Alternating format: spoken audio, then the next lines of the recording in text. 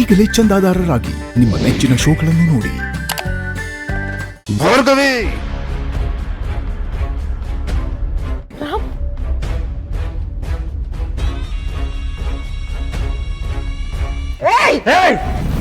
ನಿನಗೆ ದುಡ್ಡಿನ ಆಸೆ, ಅಧಿಕಾರದ ಅಹಂಕಾರ ಇದೆ ಅಂತ ಗೊತ್ತಿತ್ತು. ಆದ್ರೆ ನೀನ್ ಈ ತರ ಕೊಲೆ ಪಾತಕ್ಕೆ ಅಂತ ನನಗೆ ಗೊತ್ತಿರ್ಲಿಲ್ಲ. ಅಣ್ಣ ಅತ್ಕೆನ್ ಯಾಕೆ ಸಾಯಿಸ್ದೆ? ರಾಮನ್ ಯಾಕೆ ಅನಾಥನಾಗಿ ಮಾಡ್ದೆ? ನಿನ್ನ ರಾಮ ದೇವರು ಅನ್ಕೊಂಡಿದ್ನಲ್ಲೇ, ಕೊನೆಗೆ ನಮ್ಮ ರಾಮನಿಗೆ ಜೀವಕ್ಕೆ ಜೀವ ಆಗಿದ್ದ ಮಗು, ಆ ನಮ್ಮ ಮುತ್ತು ಸಿಹಿ, ಅದನ್ನು ಛೀ!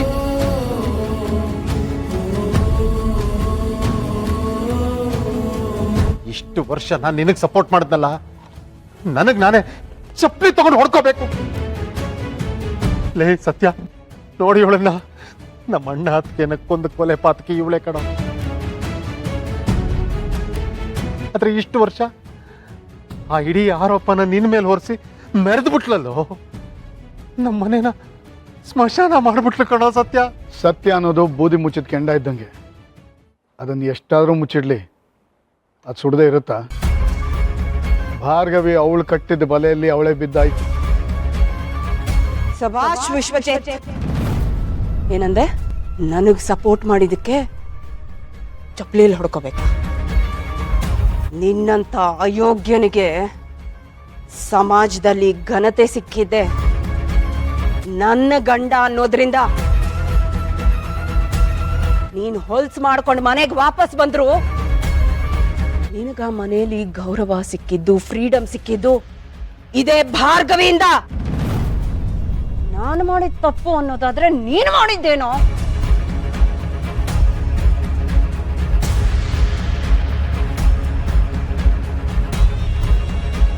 ಆದ್ರೆ ನಾನೇನ್ ತಪ್ಪು ಮಾಡಿದೆ ಭಾರ್ಗವಿ? ನನ್ನ ಮಗ ಸೊಸೆನ ನನ್ನಿಂದ ಯಾಕೆ ದೂರ ಮಾಡಿದೆ? ರಾಮ್ ಏನ್ ತಪ್ಪು ಮಾಡಿದ್ದ? ಸಿಹಿನ ಅವನಿಂದ ಕಿತ್ಕೊಂಡೆ. ಮಿಸ್ಟರ್ ಸೂರ್ಯ ಪ್ರಕಾಶ್ ದೇಸಾಯಿ,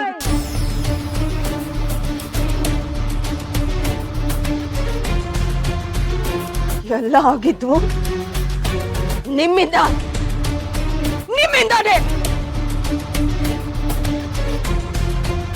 ನೀವತ್ತು ತಪ್ಪು ಮಾಡದೇ ಇದ್ದಿದ್ರೆ ನಾನು ಇವತ್ತು ಕೆಟ್ಟೋಳಾಗಿ ನಿಲ್ಬೇಕಾಗಿರ್ಲಿಲ್ಲ.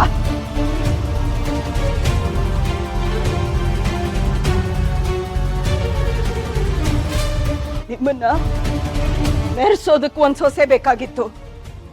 ಅದಕ್ಕೆ ನನ್ನ ಕರ್ಕೊಂಡ್ಬಂದು ನಿಮ್ಮ ಮನೇಲಿ ಕೂರ್ಸಿದ್ರಿ. ಒಂದು ಸಲ ನನ್ನ ಹತ್ರ ಬಂದು ನನ್ನ ಇಷ್ಟ ಏನು ಕಷ್ಟ ಏನು ಅಂತ ಕೇಳಿದ್ರ? ಯಾಕೆ ನಿಮ್ಗೆ ನಾನು ಇಂದ್ರನ್ ಪ್ರೀತಿಸ್ತಾ ಇದ್ದಿದ್ದು ಗೊತ್ತಿರ್ಲಿಲ್ಲ? ಆದ್ರೆ ಅವನಿಗೆ ನಿನ್ನ ಮೇಲೆ ಇಷ್ಟ ಇರ್ಲಿಲ್ವಲ್ಲ? ಅದಕ್ಕೆ ಈ ಅಯೋಗ್ಯ ಅಂತ ನನಗ್ ಕಟ್ಟಿದ್ರ?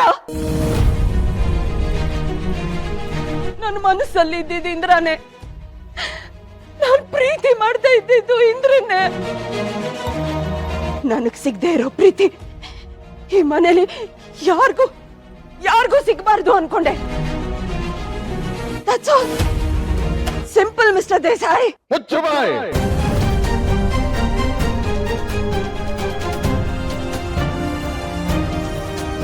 ಕೊಲೆ ಪಾತಕನ ಮನೇಲಿ ಇಟ್ಕೊಂಡು ನಾನು ಅವಳನ್ನ ನಂಬಿ ಮಿಕ್ನಾದವರೆಲ್ಲ ಮಾತಾಡಕ್ ಬಂದಾಗ ಅವ್ರ ಬಾಯಿ ಮುಚ್ಚಿದ್ನಲ್ಲ, ನಾನು ಪಾಪಿ. ನೀನು ಮಾಡಿರೋ ಅಪರಾಧಗಳಲ್ಲಿ ಅತಿ ದೊಡ್ಡದಾದ ಅಪರಾಧ ಯಾವುದು ಗೊತ್ತಾ? ನಂಬಿಕೆ. ಆ ನಂಬಿಕೆನೇ ಕೊಂದು ಹಾಕ್ಬಿಟ್ಟಲ್ಲ ಪಾಪಿ ನೀನು. ರಾಮ, ನಿನ್ನಿಂದ ನಿಮ್ಮ ಅಪ್ಪ ಅಮ್ಮನ್ನ, ನಿನ್ನ ಮಗಳನ್ನ ದೂರ ಮಾಡೋದಕ್ಕೆ ಪರೋಕ್ಷವಾಗಿ ನಾನೇ ಕಾರಣ ಆಗ್ಬಿಟ್ಟಲ್ಲಪ್ಪ. ಇಂಥ ವಿಷ ಸರ್ಪನ ನನ್ನ ನಂಬುದ್ನಲ್ಲ, ನಂದು ತಪ್ಪಾಯ್ತು. ದಯವಿಟ್ಟು ನನ್ನನ್ನು ಕ್ಷಮಿಸ್ಬಿಡ್ರಪ್ಪ. ತಥಾ ಪ್ಲೀಸ್ ಅಳ್ಬೇಡಿ ತಥಾ. ನಂಗೆ ಯಾವ್ದನ್ನ ಡೈಜೆಸ್ಟ್ ಮಾಡ್ಕೋಬೇಕು, ಯಾವ್ದನ್ನ ಬಿಡಬೇಕು ಒಂದು ಅರ್ಥ ಆಗ್ತಿಲ್ಲ. ಇದೆಲ್ಲ ನಿಜಾನಾ? ನಿಮ್ ರಾಮ ಕೇಳ್ತಾ ಇದ್ದಾನೆ. ನಿಮ್ಮನ್ನ ದೇವ್ರು ಅಂತ ಅನ್ಕೊಂಡಿರೋ ನಿಮ್ ರಾಮ ಕೇಳ್ತಾ ಇದ್ದಾನೆ, ಉತ್ತರ ಕೊಡಿ.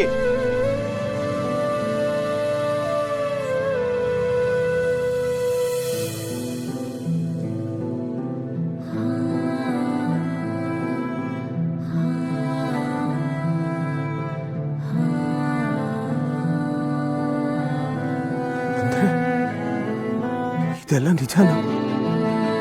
ಇಷ್ಟೊತ್ತೆಲ್ಲ ಆಗಿದೆಲ್ಲ ನಿಜಾನ? ನನ್ನ ಸೀತನ್ ಸಾಯಿಸಕ್ ಹೋಗಿದ್ದು, ನನ್ನ ಅಪ್ಪ ಅಮ್ಮನ್ ಸಾಯಿಸಿದ್ದು, ನನ್ನ ಬಂಗಾರ, ನನ್ನ ಜೀವ ಸಿಹಿ ನೀವ ಚಿಕ್ಕಿ. ಅಲ್ಲ, ನನ್ ಯಾಕೆ ಬಿಟ್ರಿ ಚಿಕ್ಕಿ? ನನ್ನ ಮುಗಿಸ್ಬಿಡ್ಬೇಕಾಗಿತ್ತು.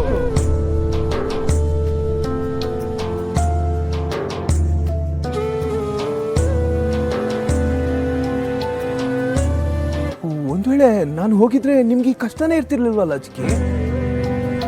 ನೀನು ಹೋದ್ರೆ ಭಾರ್ಗವಿಗೆ ಏನು ಕೆಲಸ ರಾಮ? ನೀನಿರಬೇಕು, ನಿನಗೆ ಏನೇನು ಸೇರ್ಬೇಕೋ ಎಲ್ಲ ಇರಬೇಕು, ಆದರೆ ನಿನ್ನ ಮನಸ್ಸಿನ ನೆಮ್ಮದಿ ಮಾತ್ರ ಇರಬಾರ್ದು. ಅದೇ ತಾನೇ ಅವಳ ಉದ್ದೇಶ. ನಾನು ನಿಮ್ಮನ್ನ ತಾಯಿ ಅನ್ಕೊಂಡ್ಬಿಟ್ಟಿದ್ನಲ್ಲ ಚಿಕ್ಕಿ. ನೀವು ಕೆಟ್ಟೋರಾಗೋದಕ್ಕೆ ಹೇಗೆ ಸಾಧ್ಯ? ನಿಮ್ಗೇನ್ ಬೇಕಾಗಿತ್ತು ಚಿಕ್ಕಿ?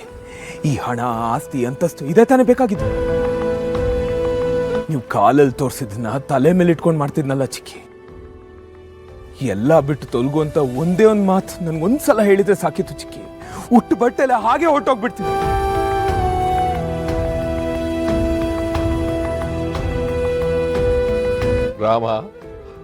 ರಾಮಾಯಣದಲ್ಲಿ ಕೈಕೇಯಿ ತನ್ನ ಮಗನಿಗೆ ಅಧಿಕಾರ ಸಿಗಲಿ ಅಂತ ರಾಮನ್ನ ಕಾಡಿಗೆ ಕಳಿಸಿದ್ರು. ಆದರೆ ಈ ಕಲಿಯುಗದಲ್ಲಿ ಈ ಮಹಾತಾಯಿ ಕೈಕೇಯಿ ನಿನ್ನನ್ನ ಬದುಕಕ್ಕೂ ಬಿಡದೆ ಸಾಯಕ್ಕೂ ಬಿಡದೆ ಅರೆ ಜೀವ ಮಾಡ್ಬಿಟ್ಲಿಲ್ಲ.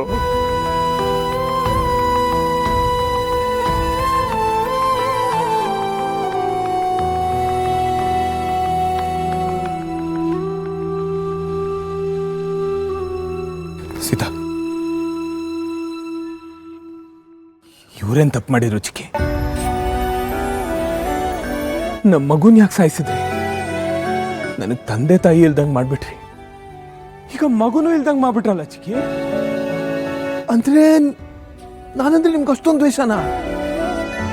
ಆ ದ್ವೇಷಕ್ಕೆ ನನ್ನ ಸೀತಾ ಸಿಹಿ ಯಾಕೆ ಬಲಿಯಾಗಬೇಕಿತ್ತು ಚಿಕ್ಕಿ? ಸತ್ಯ ಚಿಕ್ಕಪ್ಪ, ಇಷ್ಟೋ ಸಲ ಸತ್ಯ ಹೇಳ್ತೀನಿ ಅಂತ ಹೇಳ್ತಿದ್ದೆ, ಆದ್ರೆ ನಾನು ಕೇಳಿಸ್ಕೊಳಕ್ ರೆಡಿ ಇರ್ಲಿಲ್ಲ. ನನ್ನ ದೋಸ್ತ, ಪ್ರಾಣ ಸ್ನೇಹಿತ, ಎಷ್ಟೋ ಸಲ ನಿಮ್ ಬಗ್ಗೆ ಹೇಳಕ್ ಪ್ರಯತ್ನ ಪಟ್ಟ, ಆದ್ರೆ ನಾನು ಅವನ್ ಮಾತು ಕೇಳಕ್ ರೆಡಿ ಇರ್ಲಿಲ್ಲ. ನಾಟಕದ ಮುಖಾಂತರ ನನ್ಗೆ ಅರ್ಥ ಮಾಡ್ಸಕ್ ಪ್ರಯತ್ನ ಪಟ್ಟ, ಆದ್ರೂ ನಾನು ಅವನ್ನ ನಂಬಲಿಲ್ಲ ಚಿಕ್ಕಿ. ಅವನನ್ನ ದೂರ ಮಾಡ್ಕೊಂಡೆ ಹೊರತು ನಿಮ್ಮೇಲೆ ಒಂದ್ ಚೂರೋ ಅನುಮಾನ ಪಡ್ಲಿಲ್ವಲ್ಲ ಚಿಕ್ಕಿ.